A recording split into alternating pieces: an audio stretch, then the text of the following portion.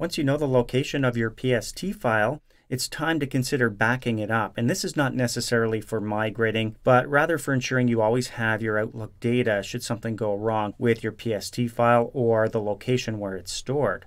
Now, backing up the PST file itself is really quite easy. You just copy it to a safe location. But Outlook has to be closed before you do it. So we're going to close up Microsoft Outlook 2003. That leaves us with our Outlook PST file selected here in the location. Remember, depending on your version of Windows and whether or not you're on an Exchange server, your location may be different from mine. I'm just going to drag this window over to the left and open up another Explorer window. I'm going to go to my taskbar, just right-click and choose Windows Explorer to open up a second window.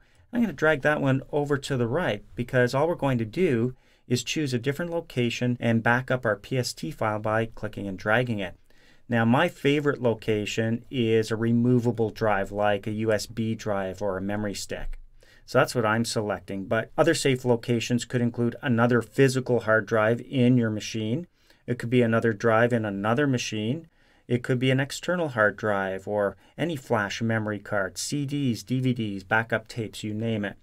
You really just don't want to copy it to the same hard drive in a different location because if something happens to that hard drive, you'll lose your backup as well.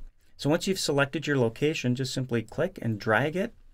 Make sure it says copy because if you're copying to the same drive, it might say move here, but we are choosing a totally different drive, so copy is the default. That means when I release the mouse button, I've made a backup of my PST file. Now I know that I'm always going to have access to my emails, appointments, contacts, my tasks, and more in the event something goes wrong with the original PST file or the hard drive that holds that PST file.